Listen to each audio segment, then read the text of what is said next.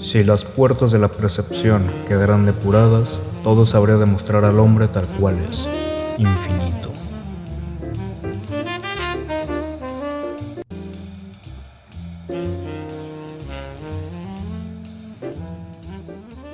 Aldous Huxley, el escritor de Un Mundo Feliz, fue un intelectual del siglo XX. Se postuló como voluntario para poder experimentar con la mescalina en busca de la cura del Alzheimer y contra la plaga del siglo XX, la esquizofrenia. El título de esta obra, Las puertas de la percepción, fue sacado de un poema de William Blake, quien era un poeta y pintor emblemático que dio pie al simbolismo francés. Y también el título de esta obra ha sido utilizada por mi banda favorita The Doors, por The Doors of Perception, ya que Jim Morrison pues era un ávido lector y entre los autores que leía pues estaban Huxley y William Blake. A lo largo de este libro, Huxley va relatando qué es lo que ve, qué es lo que siente, qué es lo que oye, piensa bajo el efecto de la mescalina, inevitablemente a través de un lente filosófico, místico e intelectual, para saber si también en ese punto uno podía tener las visiones que autores como William Blake describían en sus poemas, como el hecho de ver ángeles. Así que quédense hasta el final porque voy a hablar sobre el por qué algunas personas no deberían nunca experimentar con estas sustancias que alteran la conciencia, de dónde se extrae la mescalina, los malos viajes, la experiencia sobre la palabra, qué efectos tiene la mescalina sobre el cerebro y demás cosas. Para empezar, ¿qué es la mescalina? Bueno, es un alcaloide psicoactivo que se obtiene de los botones del peyote cuando estos se dejan secar al sol para reducir su contenido de agua. ¿Alguna vez ha probado el peyote masticándolo? Ya sea fresco o seco, sabe que este sabe amargo y a su vez también produce vómito. Y esa es una de las razones por las cuales se seca, para luego después poder licuarlo y una vez hecho polvo puede echarse en un té y así se puede ingerir con mayor facilidad. Este cacto se da en México, en la parte norte, especialmente en zonas desérticas como San Luis, Zacatecas, en Chihuahua, en Sonora, en Nuevo León, en Coahuila y también en Durango o Baja California. Y este tipo de sustancias ni siquiera son nuevas, se llevan conociendo desde hace más de 4000 años por los indígenas que habitaban el norte de México. Y hay que mencionar que durante la conquista se logró el milagro de preservarse a pesar de la persecución de los españoles que denominaban el peyote como una raíz diabólica. En la actualidad, las etnias relacionadas con el uso de este alucinógeno son los huicholes, los rarámuris y los coras. Los huicholes le llaman icuri, que según los especialistas es el nombre correcto, ya que peyote del náhuatl, o zapeyotl, se refiere a cualquier planta medicinal. Entonces, el peyote al final fue uno de los alucinógenos que más se dio a conocer, porque a fines de los años 30 del siglo pasado, el antropólogo Weston LeVere publicó un estudio ahora titulado The Peyote Cult, y este pues al final fue seguido por otros intelectuales cuyos nombres pues no voy a dejar aquí en pantalla. Fueron tan famosas este tipo de sustancias que incluso el peyote llegó a manos de la generación Beat, de la cual voy a hablar en un futuro video, lo cual hizo que aún esta sustancia se hiciera más famosa en los años 60. Pero antes de esa fama, yo creo que 7 años antes, no estoy seguro, déjenme ver en qué año se publicó esta obra, unos 4 años antes de que detonara el movimiento hippie, Huxley ya la estaba probando para un estudio, lo que mencioné al principio del video. Ahora sí empezamos con el contenido de este libro. Debemos aprender a manejar con eficiencia las palabras, pero al mismo tiempo debemos preservar y en caso necesario intensificar nuestra capacidad para mirar al mundo de forma directa y no a través del medio semiopaco del concepto, que deforma cualquier hecho determinado dándole el aspecto demasiado conocido de algún marbete genérico o de alguna abstracción explicativa. La cosa no es la palabra literaria, científica, liberal o especializada.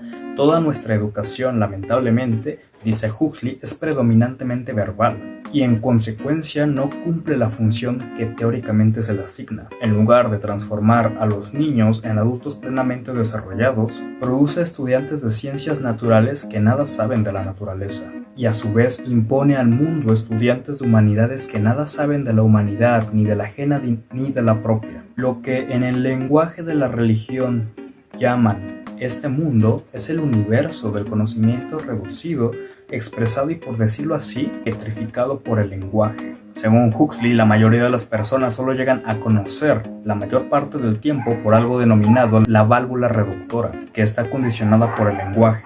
Es decir, la válvula reductora es un filtro que limita nuestras experiencias, percepciones y emociones, simplificándolas. Algunas personas no son capaces de abstraer su pensamiento en la realidad. Como diría Parménides, tienen una visión square, es gente cuadrada. Pero Huxley también menciona que hay otro tipo de gente las cuales parecen nacidas con una especie de válvula adicional que permite trampear la válvula reductora y logran entonces ver más allá. Pero también hay un tercer grupo, las cuales adquieren esta capacidad de manera transitoria a través de ejercicios espirituales, a través de la hipnosis o a través de las sustancias.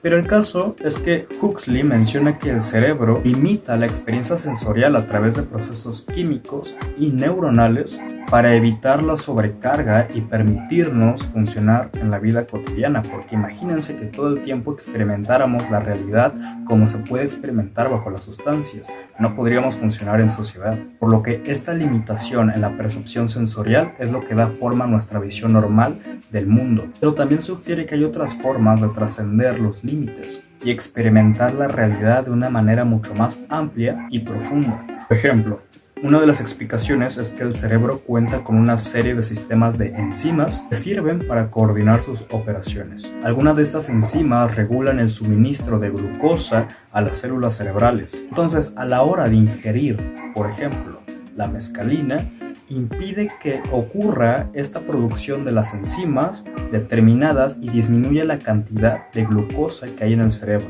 de la cual existe una necesidad constante. Y es aquí donde surge la pregunta: ¿qué sucede cuando la mescalina reduce la normal ración de azúcar en el cerebro? Cuando el cerebro se queda sin azúcar, el desnutrido ego se siente débil, se resiste a emprender los quehaceres y pierde todo interés en las relaciones espaciales y temporales que tanto significan para este organismo. Entonces, cuando la inteligencia libre se cuela por esta válvula que ya no es hermética, comienzan a suceder toda clase de cosas biológicamente inútiles.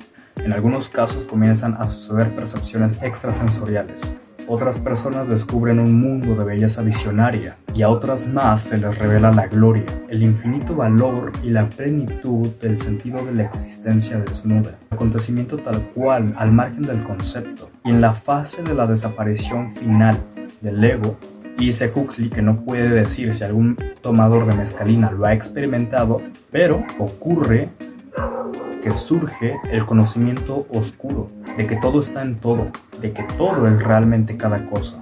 Y hay 4 cosas que ocurren en el proceso de la ingesta. Uno es la capacidad de recordar y pensar bien. La segunda cosa que ocurre son las impresiones visuales que ocurren en el ojo porque se intensifican al grado de que esta parte recobra la inocencia perceptiva de la infancia, cuando el sentido no está mediado por el concepto. Los colores se intensifican haciendo que tu perceptor advierta finos detalles que en un estado ordinario no serías capaz de ver. Tu interés por el espacio y el tiempo se desvanece. La tercera cosa es que quien toma esta sustancia no ve razón para hacer nada determinado y juzga, carentes de todo interés, la mayoría de cosas que se harían en tiempos ordinarios. Y la cuarta cosa es que la experiencia va a depender de que uno llegue con un hígado sano y un ánimo sereno. Ahora, ¿por qué un ánimo sereno? Las sustancias, y sobre todo las que alteran tu percepción, procuran un infierno y un purgatorio a quienes han padecido recientemente una ictericia o una depresión periódica, o también incluso una ansiedad crónica. Es decir, las sustancias de este tipo detonan aún más cada uno de esos síntomas. Y Huxley lo ejemplifica con una frase del libro tibetano de los muertos que dice: «Oh tú, alto de cuna, no permitas que tu mente se perturbe». En ocasiones, con sustancias no tan fuertes, como por ejemplo el cannabis, existe el llamado mal viaje. Esto ocurre porque al sentir el vértigo, cuando sabes que ya te pegó, buscas abstener esa sensación, porque comienza a inundarte toda clase de cosas, que mientras más reprimas, más fuerte va a ser esa sensación. Y retomando un video anterior, podemos retomarlo con la frase de Abraxas: quien quiera nacer de nuevo tiene que destruir un mundo, el pájaro vuela hacia Dios, el Dios se llama Abraxas. Pero solo quedémonos con la parte que dice quien quiera nacer de nuevo, es decir, quien quiera tener un renacimiento, o en otras palabras, un buen viaje, tiene que destruir un mundo, tienes que dejarte llevar por esa sensación vertiginosa en la que sientes que te vas a quedar ahí. No dejarse perturbar por los malos pensamientos eclipsará la luz. Al final, todo consumo de distinto tipo de sustancias es al final una apuesta con tu mente, porque todos tus miedos van a verse reflejados ahí. Una vez que los aceptes, podrás superar eso. Sin embargo, cabe recalcar que todo depende también de la razón del consumo. Factores como el lugar, la compañía, la cultura, la edad, la educación, la sensibilidad, especialmente la intención de quien lo consume. Es decir, si buscas obtener experiencias religiosas o el conocimiento de ti mismo, quizá puedas lograrlo, pero también es cierto que si solamente quieres estupidizarte, al final también lo vas a conseguir. Después de todo, las sustancias únicamente alterarán tu manera de pensar en mayor o en menor medida dependiendo de su desarrollo. Por ejemplo, antes de los 25 años hay que tener en cuenta de que el cerebro aún no está del todo desarrollado.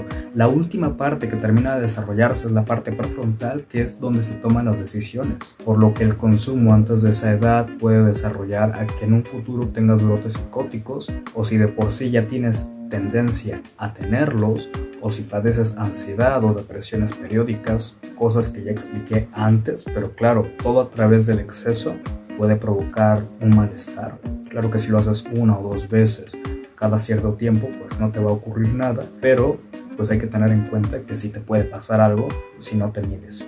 Porque una de las cosas buenas de ese tipo de alucinógenos es que no generan dependencia, por una sencilla razón.